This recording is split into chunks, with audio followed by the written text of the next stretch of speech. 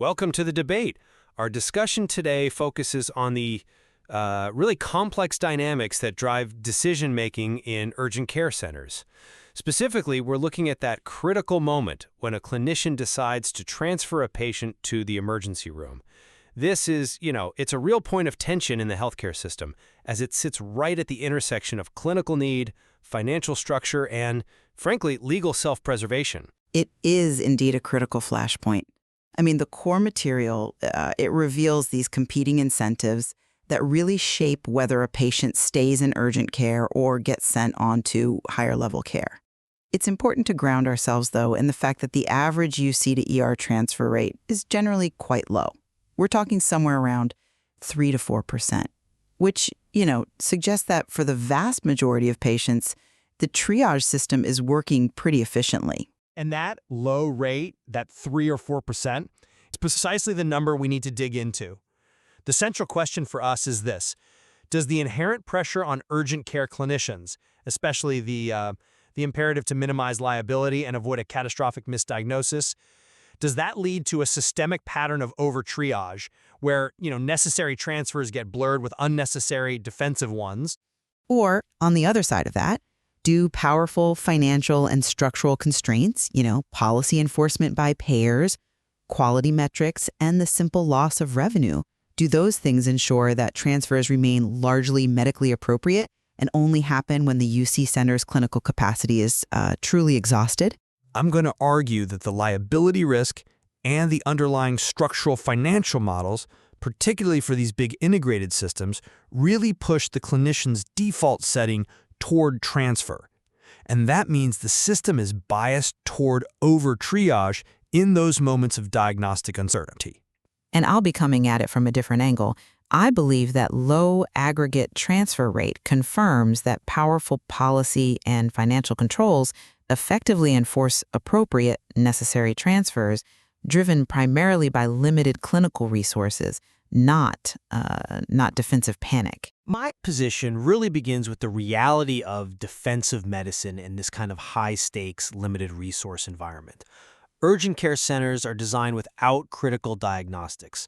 They don't have CT scanners, they can't perform advanced serial labs like, say, serial troponins to rule out a cardiac event over hours, and they certainly don't have observation capabilities. This limitation creates an enormous legal vulnerability for a misdiagnosis. That's a fundamentally sound observation about the resource limits, I'll grant you that. But the low transfer rate of, 2 to 5% suggests that clinicians are incredibly effective at triaging and safely managing complexity within those limits. They treat and discharge over 95% of patients on site, which indicates restraint, not a rush to judgment. But let's look at the motivation in that gray area, on the margin. The emotional and professional risk of missing one catastrophic caselet, let's say a subtle aortic dissection that presents as back pain, or maybe early-stage sepsis in an elderly patient, is professionally and legally devastating. That risk completely overshadows the negative consequence of sending several unnecessary transfers.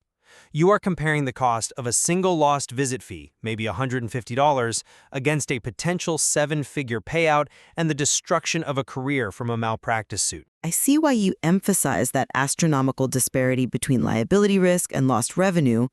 But if that fear were truly the overwhelming structural driver, if clinicians were constantly operating in, a state of existential panic, why don't we see transfer rates closer to 15 or 20% system-wide? If the cost of the transfer is negligible compared to the cost of the lawsuit, then the only logical action would be to transfer every single high-risk presentation immediately. That's an interesting point, though I would frame it differently. That 3 to 4% rate is the necessary minimum. It represents the patients who are visibly unstable or who clearly need advanced imaging. The over-triage happens in the gray area, the atypical presentation, the patient with multiple comorbidities whose symptoms are vague. When you're faced with diagnostic uncertainty for high-risk possibilities, chest pain, severe headaches, neurological changes, the clinical decision-making process just defaults to the ER. The lesson that quietly spreads among clinicians from every malpractice review is that under triage, the decision to keep and discharge a high-risk patient is exponentially more dangerous legally than over triage. I agree that the decision to discharge carries higher legal weight, but the system isn't devoid of controls. You're focusing on the internal psychological and legal drivers, which are very real, but you're ignoring the external financial forces that are equally potent.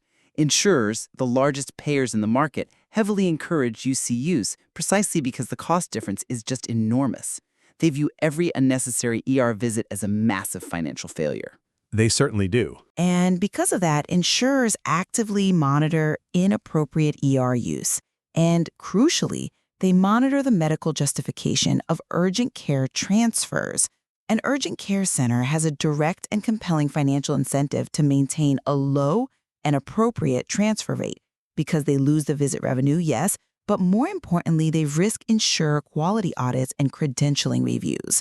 If a center consistently transfers patients who are then discharged from the ER with minimal intervention, that center damages its reputation with the payer, which is far more threatening to long-term profitability than one lost fee. That's a compelling argument about the financial constraint, but have you considered the actual mechanics of those audits? Payer audits are often retrospective, and they focus on large-scale billing errors or patterns, not the single critical moment a clinician is making a high-risk decision at 8:45 p.m. on a Saturday. The threat of a theoretical future audit is abstract. The threat of a malpractice lawsuit for a patient sitting right in front of you with a vague complaint is immediate, personal, and concrete. The financial calculus you describe only works for routine low-acuity cases. It completely fails at that critical margin of diagnostic uncertainty. But the existence of that margin doesn't negate the power of the constraint. The urgent care center's desire to treat as many patients as safely as possible is strongly rooted in maintaining profitability and reducing that payer scrutiny. If over-triage were truly rampant, the financial system would collapse under the weight of unnecessary ER referrals, and payer pressure would force the average rate down even further. I'm not convinced that payer pressure is the dominant force, because we have to look at the specific variables that do demonstrably increase the transfer rate, which shows financial motivation can override clinical constraint. So that brings us to the specific financial dynamics of ownership and uncompensated care. We have source material confirming the known industry pattern of hospital-owned urgent cares. That is a known variable, yes. They transfer more readily, often with the goal of funneling patients into their own integrated ER and hospital system. This is crucial because the urgent care visit itself might only generate $150, but transferring that patient to their own ER allows the hospital system to capture substantial downstream revenue. The admitting fee, specialist consults, advanced imaging charges, potentially lucrative inpatient stays. The UC becomes a cheap front-end filter for revenue generation. This is a clear systemic, financially motivated over-transfer dynamic that has nothing to do with avoiding insurer audits. That's a strong point about vertical integration, and I agree that hospital ownership skews the data significantly. However, it's a non-universal factor. The low aggregate rate of 2 to 5% includes thousands of independent or non-system affiliated UCs where the incentive structure is inverted. They actively seek to avoid transfers to maintain their revenue and independent standing. We have to differentiate between a systemic pathology driven by corporate structure and the operating norm for the majority of urgent care. But let's look at another financial incentive for transfer that impacts all models: handling uninsured or underinsured patients. A perverse incentive exists in some markets to transfer these patients to the ER. And why?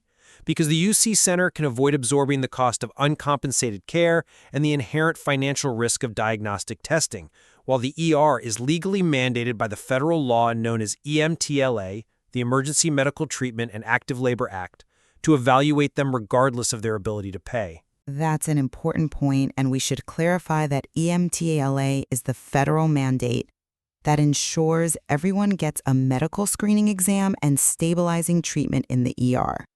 So the transfer mechanism, in this case, becomes a financial risk-shifting tool.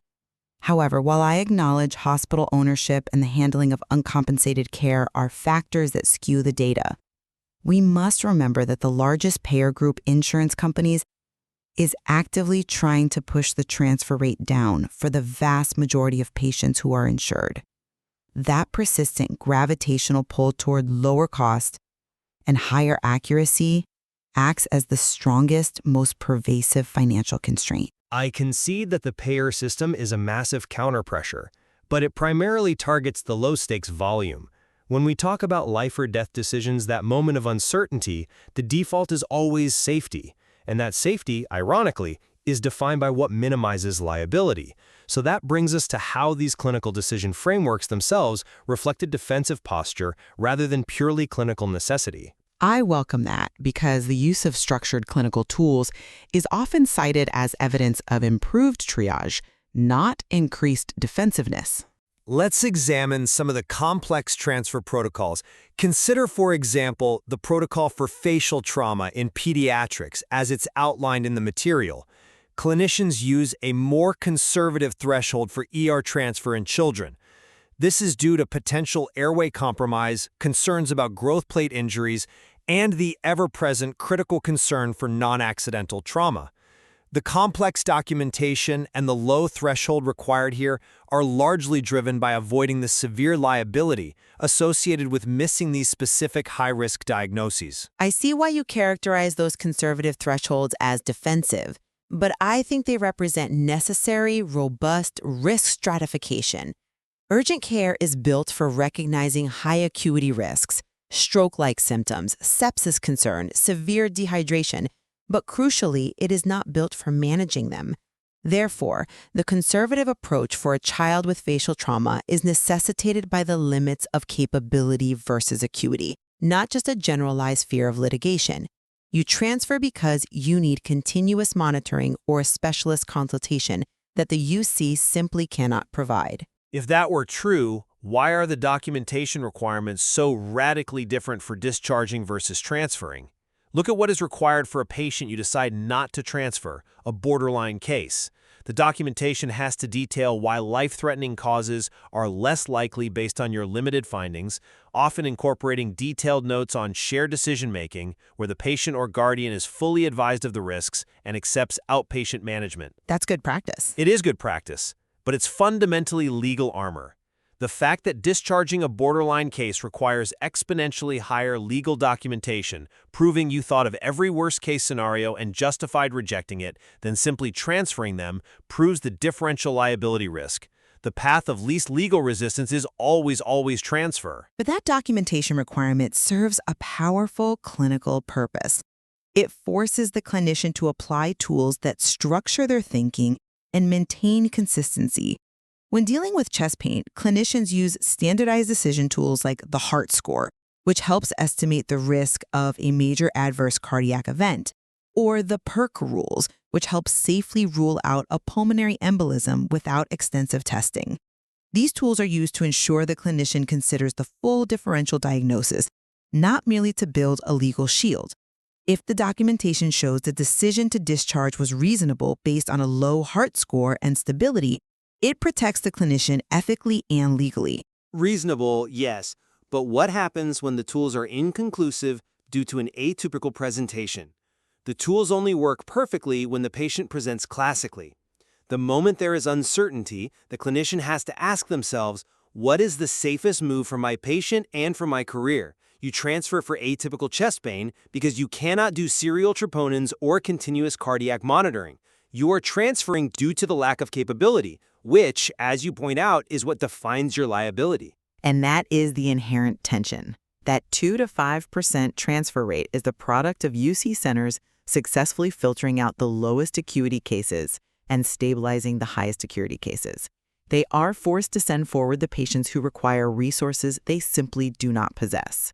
The structure works against reflexive overtriage because of the massive financial penalties and audits imposed by payers who refuse to foot the bill for unnecessary ER visits. The financial constraints succeed in controlling the baseline volume, but they failed to prevent overtriage in that critical margin of diagnostic uncertainty, that moment where the clinician feels the pressure of being a human in the room, having to sign their name to a decision that might lead to a catastrophic outcome. The fear of that single catastrophic event is what defines the transfer threshold.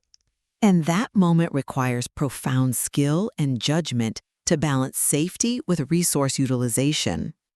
Ultimately, my perspective remains that clinical liability, which is magnified by the limited diagnostic tools inherent to the UC setting, combined with system dynamics like hospital ownership that exploits transfers for downstream revenue, fundamentally incentivize over-triage. The fear of missing one outweighs the cost of sending too many when lives and careers are on the line. And I maintain that the powerful financial and policy controls exerted by insurers and the loss of patient revenue are effective, persistent structural forces that keep the transfer rate low and contained.